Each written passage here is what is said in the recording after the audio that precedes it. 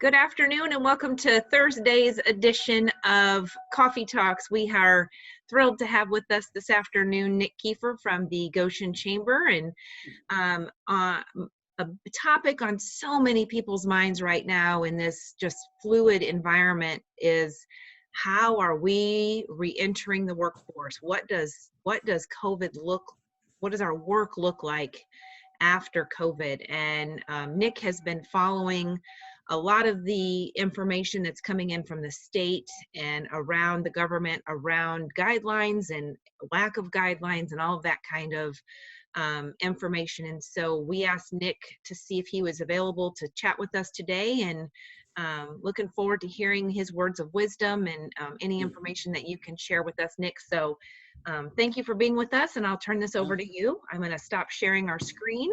Sure. All right. Welcome.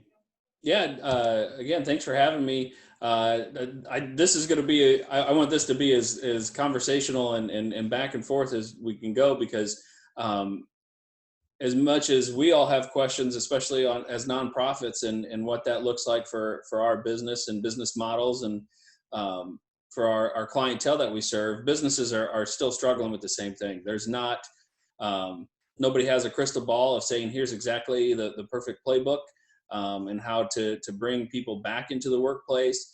Not only is it bringing your employees back and operating within it, but it's also how do you interact with your customers and what does that look like? So it's really kind of, I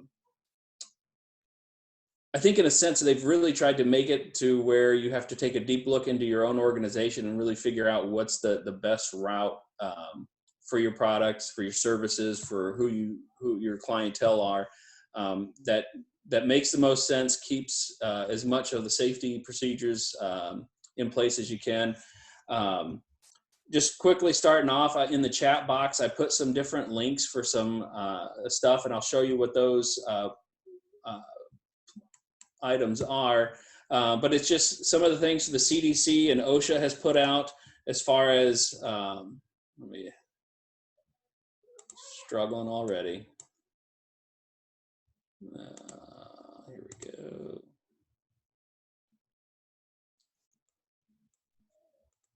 There we go. But just different things of, so here's one of the CDC guidelines as far as worker exposure to COVID and kind of classifying your your employees as far as what risk and maybe how you bring or interact them back into your workplace. So before COVID and before everything started, on average in the United States, about 4% or less than 4% of the workforce was working from home, doing teleworking. There are studies now that anticipate and predict that number will be up in the 25 to 27% range by the end of this year. I think companies have figured out with this that they can model things different ways. And so it gets back to what I was stating earlier, kind of the hybrid approach that I think organizations are going to have to take a hard look at. The chamber, just like all of you, we've been operating remotely. The chamber's business model has always been gather people around a table and hash out an issue or work together to solve something, and that's not a good thing to do right now. So we've had to, pretty much reinvent what we do and how we do it. In a sense, it just looks different. And like I said, as all you have done. So this is a good. This is one of the links.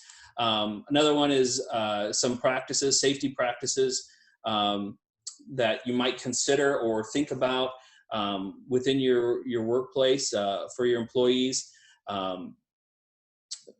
That they recommend.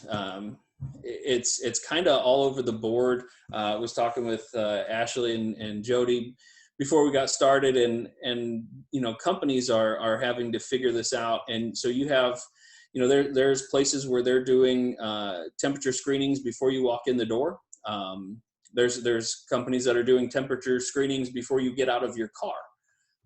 And then there's countless number of organizations that have, reorganized their workplace, added more, the open office concept has really hit pause right now. And so now you'll see more cubicles, I think, go back up, or shifted layouts and design. So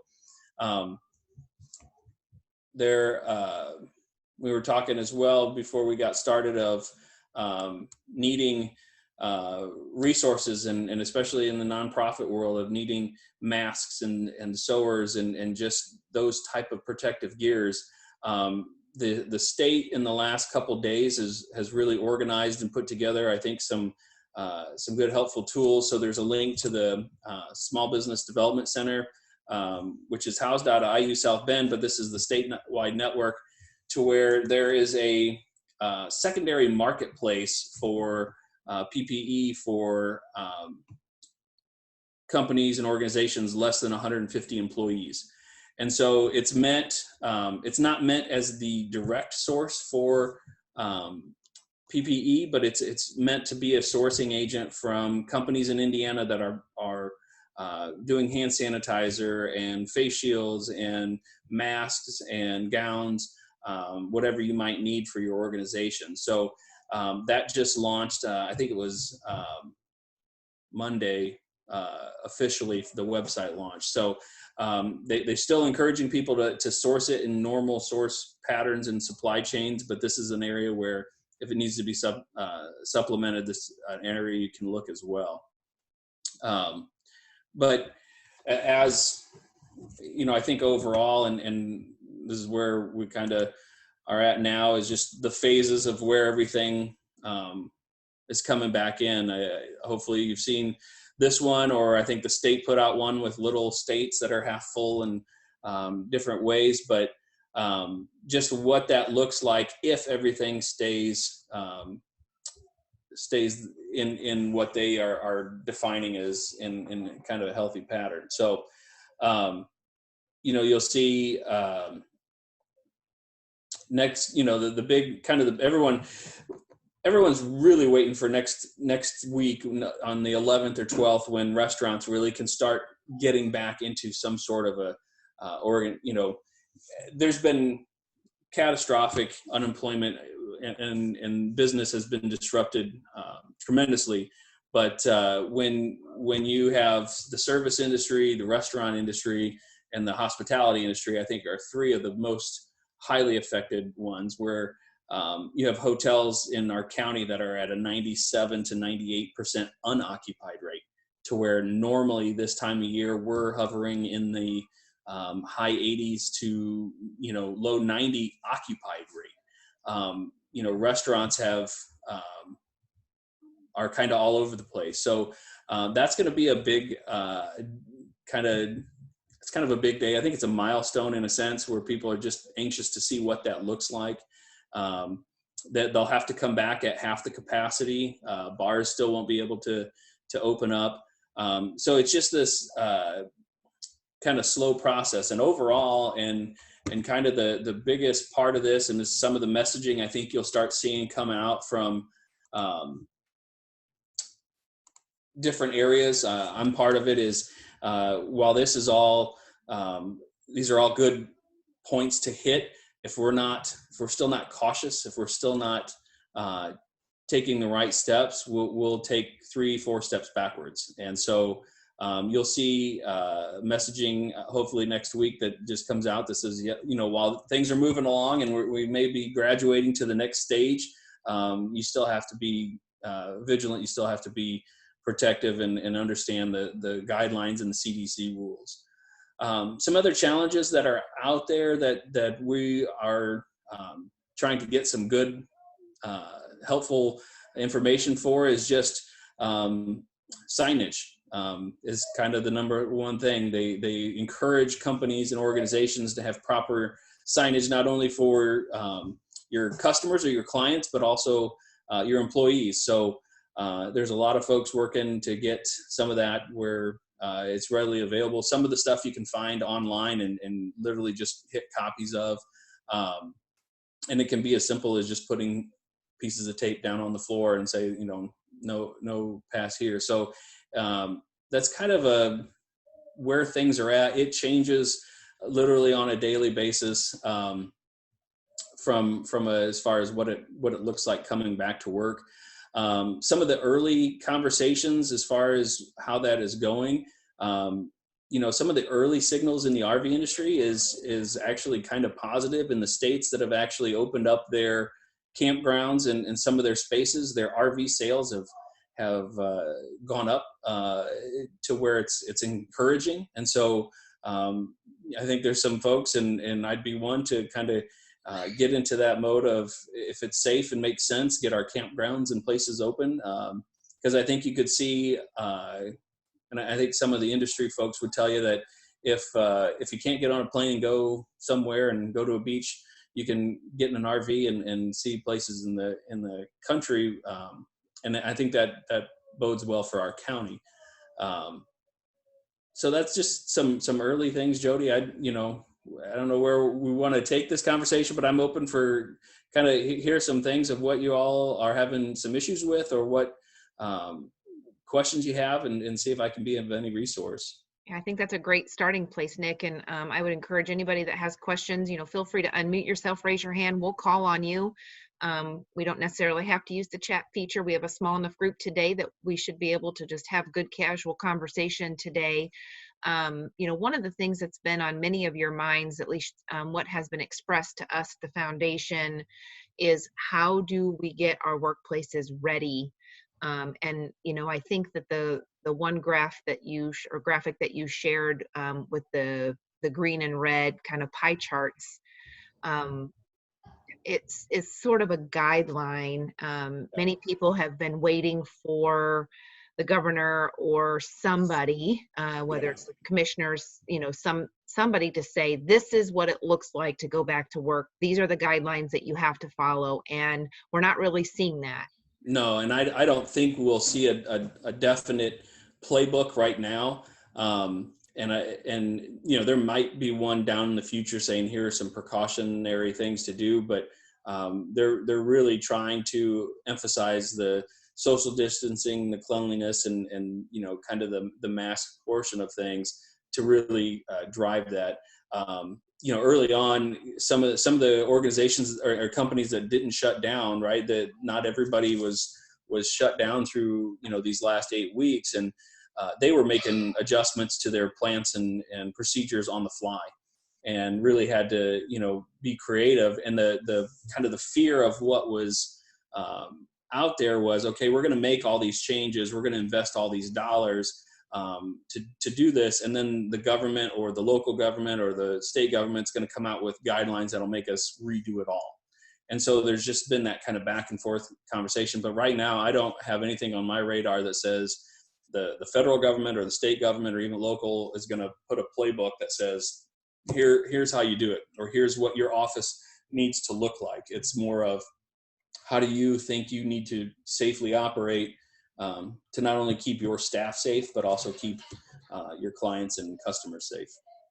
One ongoing conversation that we've had with this group is, how do we get back to delivering our mission and doing the work that we're supposed to be doing, serving our clients, serving our constituents. And, the lack of ability to gather or to put that social distancing barrier in place is really going to force all of our nonprofit leaders and businesses in general to rethink the way we live.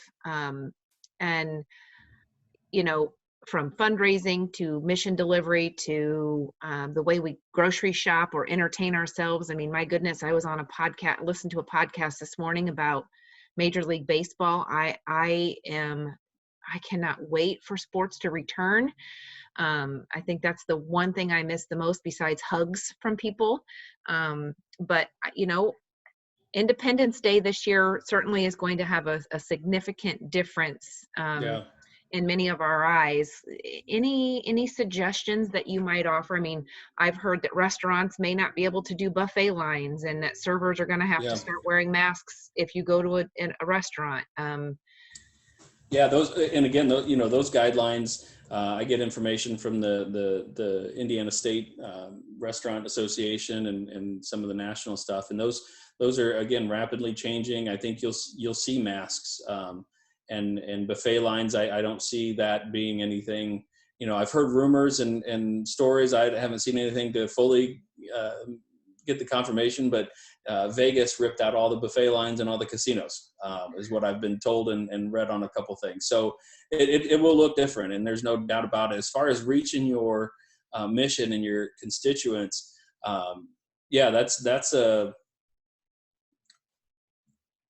is, when I look at it from the chamber side of things, we represent the business community. We have all sorts of different programming throughout the year that we engage different levels of employees and owners and at different areas, and it's changed, and we're not quite sure what that is. We sit at a drawing board twice a week and try to go, okay, well, if this is in place, what does this mean down the road? I think at the core, continuing to have programming, whether it's through virtual or whatever in person looks like in the near future, your core leaning on your core supporters and volunteers, I think is going to be essential. So I look to my board and my ambassadors, and those 50 people are some of the most crucial people right now to help our organization. And I think for everybody on the call, we all have that group or those folks or those leaders that it's just going to be imperative in the next couple months to really lean on them for their support, their sounding board, and just their guidance on things. When in all the chambers, we get on a call twice a week, and we're talking with each other, and we've all kind of gone through our Rolodex and really called our membership list and really, hey, what's going on? And as much as this has really disrupted business in the last 8 weeks, there's still pockets of good things going on, and there's companies that have weathered the storm well. There's companies that have shifted models, and added new product lines. I look at like Chemcrest, who adds 2 different line items to their production, and GDC here in Goshen, and so there's different things that happen that it's not all doom and gloom. It's not all bad. Yes, the unemployment numbers are going to look atrocious when they come out, I think later this week or next. It's going to be kind of one of those gut punches, not just in Elkhart County, but across the country. But from a fundraising standpoint, from a nonprofit standpoint, there's still pockets out there that I think if you've engaged your donors or supporters over the time, that they're still going to be invested in your mission. Yeah, we had a phone call, one of our coffee talks earlier in this series talked about the anticipation, preliminary anticipation that there would likely be about a 25% reduction in nonprofits that will survive COVID. From a business perspective, are you hearing or seeing any sort of partnership or merging that will allow businesses to maintain delivery of product, but potentially in a different way as more of a consolidated or partnership effort? From business side of things, Mm-hmm. not yet. I think, you look at the kind of the 8-week span right now, and the way I kind of chunk it up is the first 2 weeks, it was kind of the initial panic, like, oh my gosh, how bad is this going to be? And you're not necessarily, at the time, you weren't really worried about your business or your organization. It was like, oh, this is really bad for, me and my family, or however it may be. And then we went into that phase of, okay, we kind of have a better understanding of it. So that was like another 2-week frame. And then I think the last 2 weeks were everybody's starting to get the itch to get back to normal, to get back to what we do well. And now we're in a phase where it's like, okay, we kind of see the game plan. I thought the governor's game plan that he put out was pretty sensible. And I've tried to compare it to other states, and it's all over the map. And, here we had 3-week chunks of where they thought things could be and how companies could come back. The bars, and gyms, you feel horrible for those because they're the very last to come in, and hopefully they can weather that aspect of it. But I don't think companies necessarily are in that phase of merging or I think they were trying to figure out how to get through that, part. Been on I don't know how many conversations and calls about, the PPP and the EIDL loans and what that's meant for organizations. Hopefully you've been able to take advantage of those. The calls I've been on this week, I will just urge you to document everything. The questions and the uncertainty and the guidelines and what is behind those programs right now are driving companies and banks crazy. And so, what the penalty is if you're not at the 75% threshold for payroll and all those different things are just essential. Some companies are actually starting to send those dollars back because they're afraid of what might happen if they don't actually hit the certain percentage marks. So there's different things. I was on the phone with Senator Young's office last night, and he's trying to propose some legislation that extends it from 8 weeks to 16 weeks, and then put some more guidelines in there for the PPP program. And so we'll see where that goes. It was a pretty sensible piece of legislation. I think, Rich, I saw your hand go up. If you go ahead, chime in. I didn't mean to interrupt. I think I'm not quite sure where there would be a lot of anxiety around the PPP guidelines, because if you miss, it just means you had a loan at 1% interest. Well, it's that part, but they're going to take you through an audit process, and then it's that rabbit hole of what does that audit process look like, and especially in nonprofits, how far do they go, where do they go? Those are all the different doors that are going to be open. So just urging people to document and be in consultation with your lending officers and your CPAs, either on your board or how you went through the loan, just to make sure that you're following all that kind of stuff. And one of the things that we've been trying to guide many of our nonprofits who have contacted us about the PPPs, we did, Nick, for all of you who participated in our very, very first coffee talk was around the CARES Act, and it was born from the video, Nick, that you shared with us. I thought that the Chamber Foundation did a fantastic job of providing resources and information around that, and we use that information to really kind of kickstart what that looked like for the CARES Act for our nonprofit community. And one of the things that all of our professionals have been guiding our people to do is set up a separate account, a checking account that is isolated to put those dollars in, so that every transaction that you have is coming in and out of that one account, so that the record keeping is succinct. So that's essential. Like I said, it's still a kind of a thorn in everybody's side, just because even as we're kind of in phase 2 now, the PPP dollars, the guidelines still change, and so even lenders are as they're submitting an application, realize that you have to add another, page or two of whatever. So those are challenges for sure. So we have about 5 minutes left, and I would be remiss to not mention that, under pre-COVID circumstances, many of us would be together in person celebrating our CEOs at our annual retreat. And Vonnie and I were on the phone yesterday saying, oh my goodness, what a beautiful day it would have been to jump on the lily pad and have dinner together. So while we may not be together, and Nick mentioned that the bars and other fun places to gather will be some of the last places to reopen. But I'm fairly certain that at some point along the line, we will be able to gather our CEOs and celebrate all of you and your success and fantastic leadership through all of this.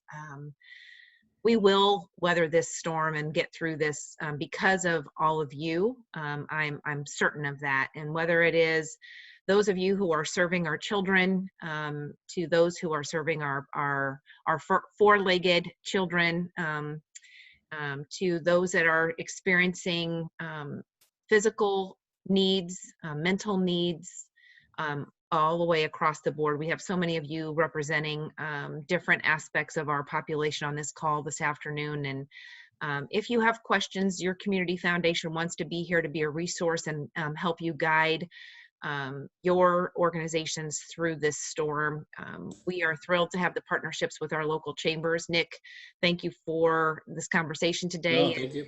I have one thing to add, and this is a really shameless plug on my part, but it's open to everybody. So part of the conversation is bringing employees back, and what does that look like? We have our HR network has put together a program with Oaklawn next week about building. It's called Building Up. I just sent out information today. Jody, feel free to send that on. But it's kind of taking a mental health aspect of bringing your employees back into your setting, and what does that look like, and how to put a positive kind of spin on that, because there is a ton of uncertainty, there's a ton of fear, and a ton of just overall question.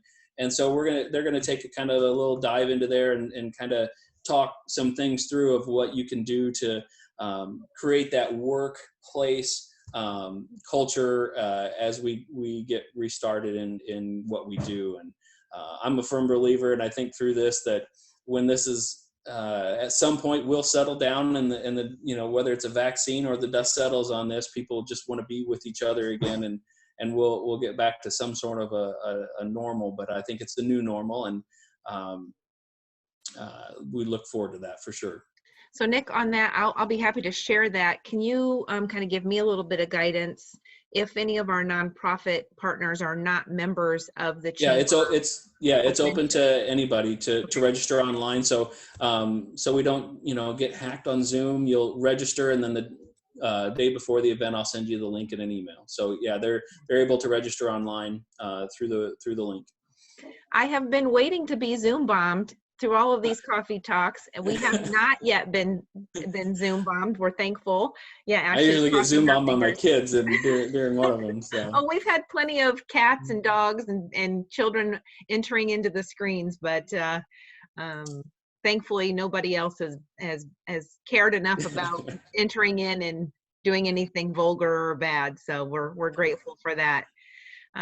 Anybody have any other questions, burning questions? Love to open this up, give you guys an opportunity. I love to see the smiles. Jessica, if she's still on, said thank you for the sunshine. I hope we all are having an opportunity to enjoy some sunshine today.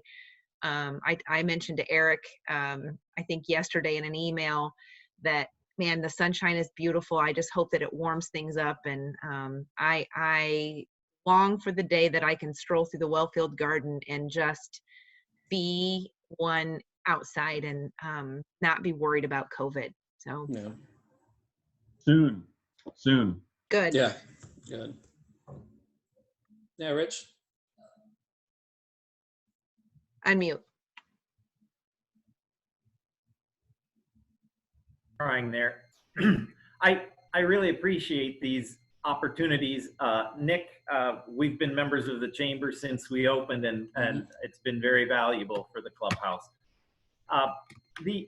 All of us are trying to make balancing various pulls and finding the sweet spot for our organization, wanting to deliver services and keep everybody safe.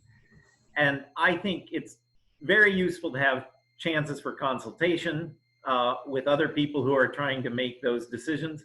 And it's also important to give each other grace to make different decisions for different facilities and businesses.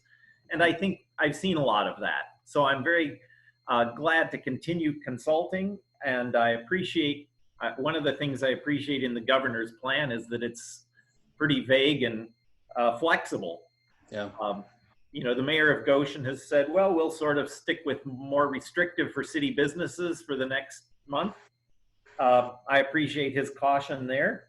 The next month could be more painful than the last. And so it's going to be very important for us to maintain these relationships, both for consultation and support. And I just want to affirm that I'm hoping all of you find good ways to make the decisions you need to, and we'll give you grace to make different ones than we do at times. Great. Yeah. All right, everyone. Well, it is 2:30. Nick, thank you again for making time for us. Not a problem. I can't sing your praises loud enough. We so appreciate our partnership with the Goshen Chamber and all the work that you do to support not only the business community, but our nonprofit community and the Goshen community in Elkhart County as a whole. So Thank you. really happy to have you with us today. Guys, ladies, thank you for being with us this afternoon. We are looking to see what we're going to do next week with our coffee talks as we start re-entering, you know, whether or not we drop this down to once a week or what the longevity of coffee talks looks like is yet to be determined. So stay tuned for some communication from the Community Foundation. Happy Mother's Day to all of our mothers out there. I hope that you gentlemen are planning something special for your ladies. The joke is that we'll be quarantined for Mother's Day and out by Father's Day. So we'll see how that goes. So Let's hope. I'll be rejoicing regardless. So until then, happy weekend, happy work. You guys take care. And as we learned on Tuesday, blessings to all of you. Take care. Thank you all. Bye-bye. hi.care/COVID